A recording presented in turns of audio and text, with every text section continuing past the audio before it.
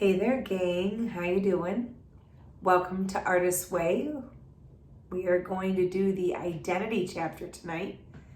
And I am sitting in a room known to be my dressing room. I guess it was a bedroom / closet, but now I'm trying to turn it into something a little fancier.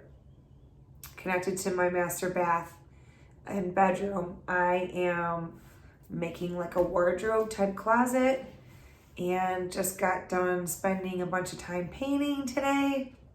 And that's something I enjoy doing is decorating and fixing up my old house. So I'm trying to change the scenery for every video so I know which one is which for future classes.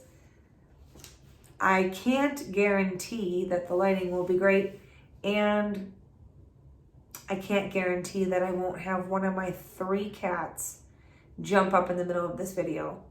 Typically happens anytime I do a Zoom or video, but maybe we'll luck out. Identity. You guys enjoy this chapter? I think this chapter just kind of hits you in the face. Like, you think you're going to ease into this, and all of a sudden you're like, whoa, people in my life are the problem. What am I going to do? You're not going to do anything. You're just going to observe and start paying attention, right? Let's get started. Going sane will first feel like you are going crazy. Let that sink in. The attacks against us try to get us to buy into a feeling that we're stuck and victimized. For us, this is taking that first think. That think being self-doubt. These attacks come from both internal and external resources.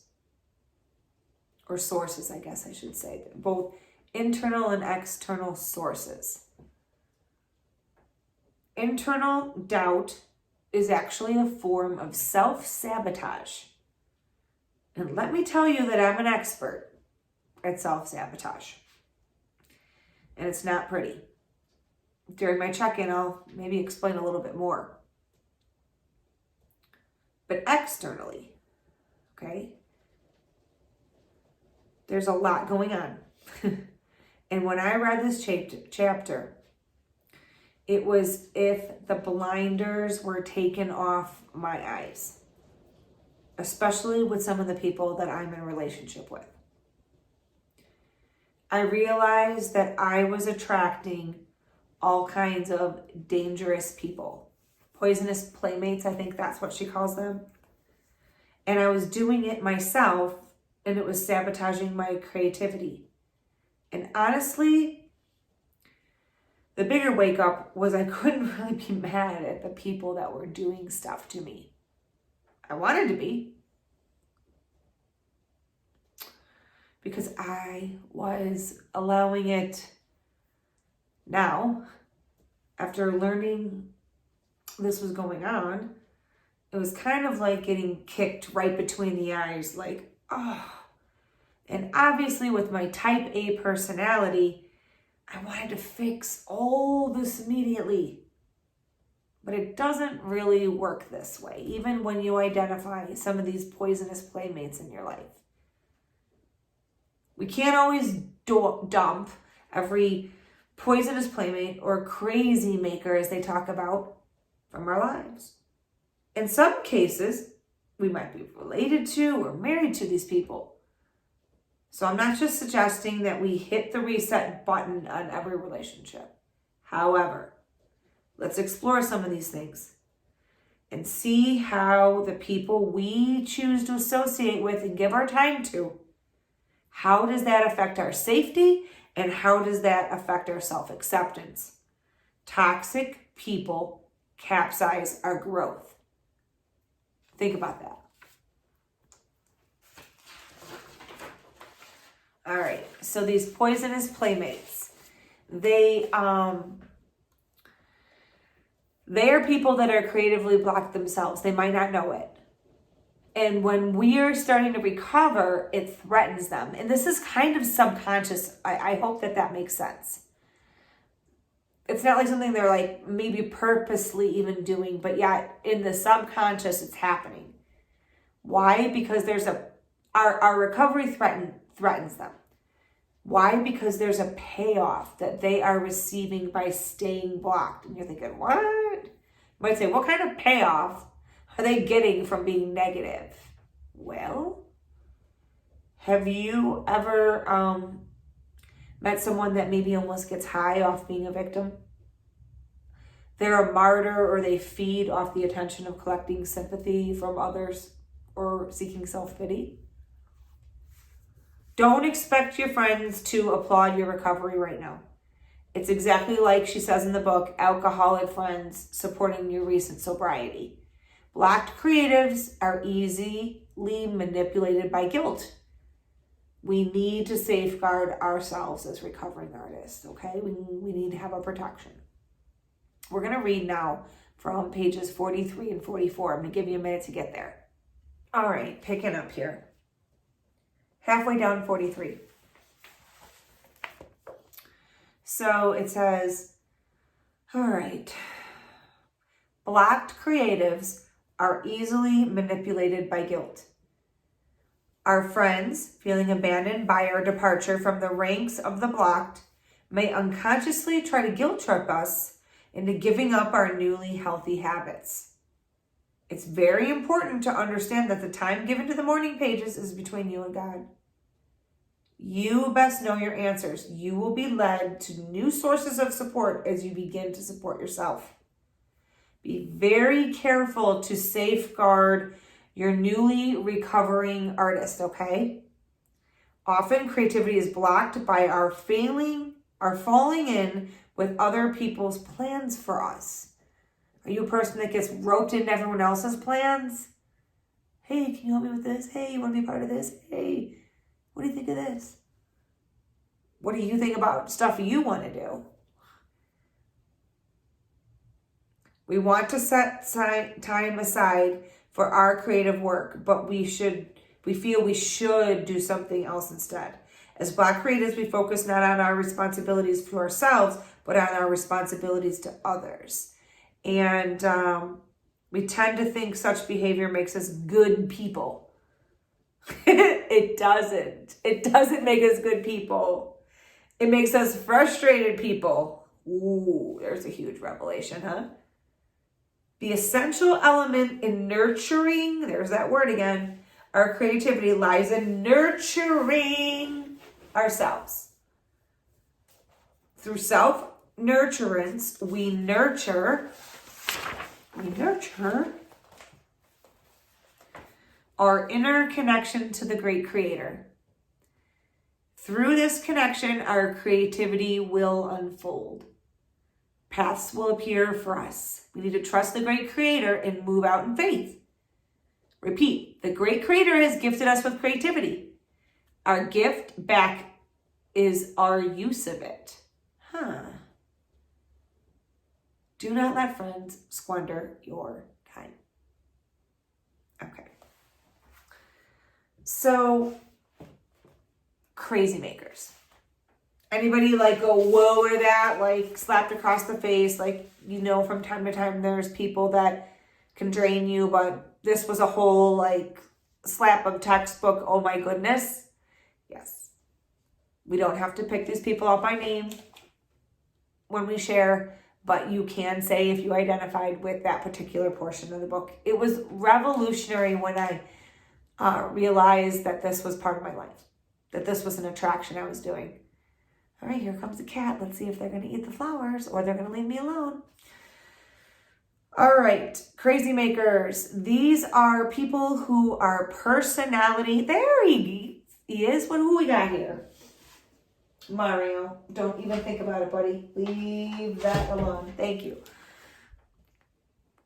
All right. People who are personality storm centers. That's crazy makers. Usually charismatic, frequently charming, highly inventive, and powerfully persuasive. And to the creative person in their vicinity, highly, highly destructive. These are the kind of people that can take over your whole life. To fixer-upper personalities like me, they're irresistible. So much to change, so many distractions. Crazy makers love drama. They are the stars and everyone else around them. Stars like a supporting cast. They pick up on the cues and their entrances and exits from the scene. Famous artists are often crazy makers themselves.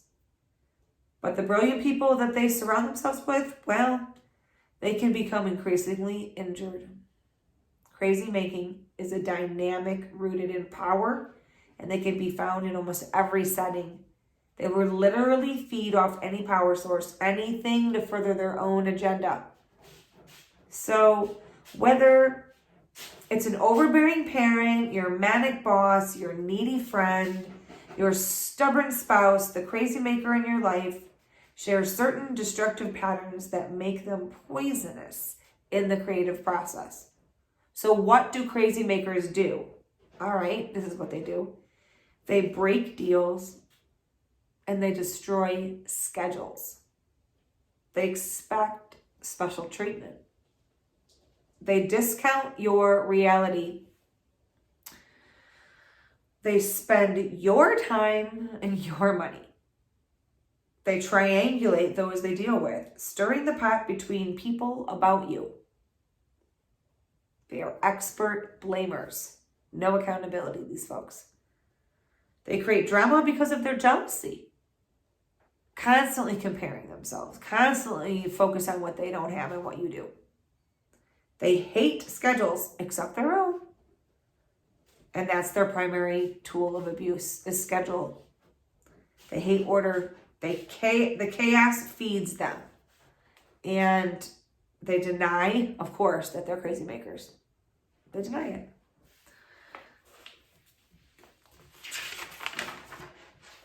All right, page 49. I'm going to wrap this up. There's a lot of you that need to share tonight.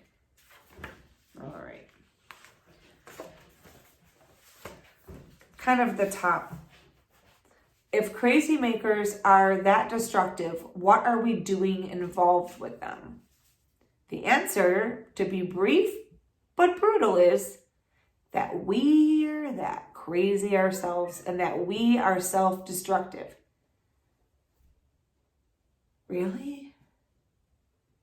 Sometimes as Black creatives, we are willing to go to almost any length to remain blocked. And as frightened and abusive as life with a crazy maker, for some reason we find it less threatening than the challenge of a creative life on our own. That's sad. So let's analyze this. That's a woe to me. What would happen then? What would we be like? Very often that fear of being creative, that we will become crazy makers ourselves and abuse those around us. Using this fear as our excuse, we continue to let others abuse us. All right, and then she goes on to talk a little bit more about skepticism. The inner enemy that we think of, that's basically secret doubt. So if we look at page 51,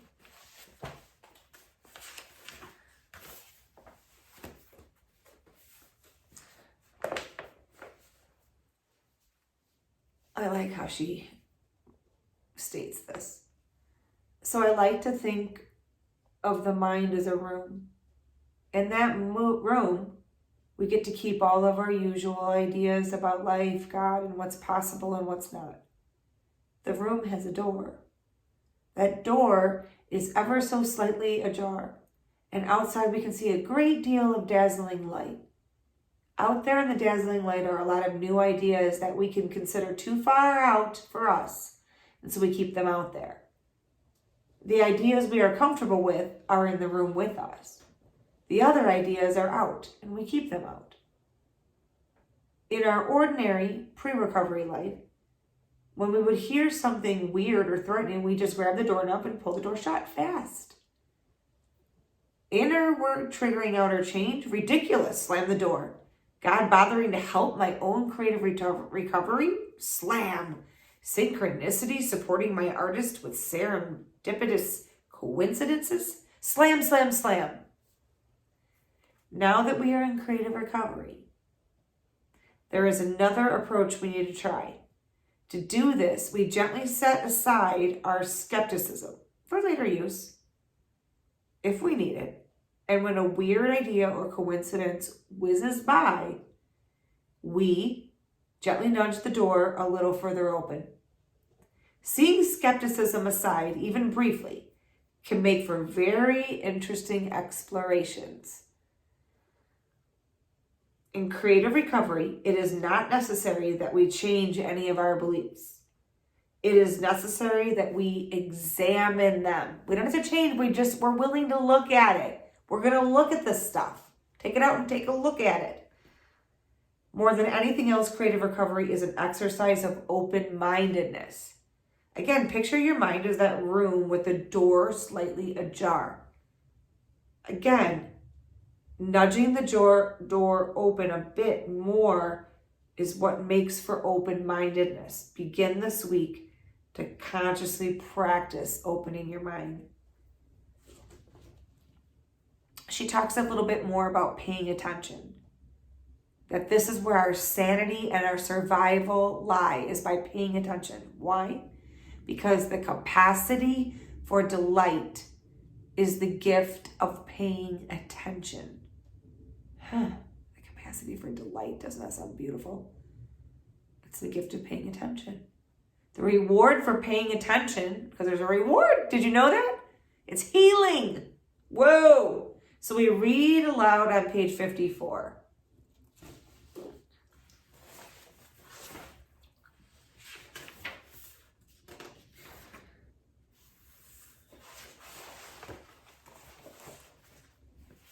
All right. Writing about attention, I see that I have written a good deal about pain. This is no coincidence. It may be different for others, but pain is what it took to teach me to pay attention. In times of pain, when the future is too terrifying to contemplate and the path too painful to remember, I have to learn to pay attention to right now, in the present. The precise moment I was in was always the only safe place for me. Each moment taken alone was always bearable. In this exact now, we are always all right. Yesterday the marriage may have ended. Tomorrow the cat may die. The phone call from the lover for all my waiting might not ever come. But just at this moment, just now, that's all right. I'm breathing in and out, realizing that I begin to notice that each moment is not without beauty. Wow, right around you, there's beauty. Pay attention to the day you're on. Stay on the day you're on. Don't get ahead or behind.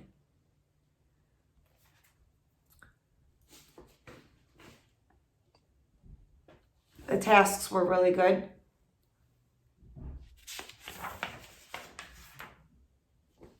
There's things about tracking your time, that circle exercise. Did anybody do that? That's powerful. List 20 things that you enjoy doing, 2 things you're avoiding doing. What about the life pie? Anybody do that? All right. I look forward to chatting with you in check-ins.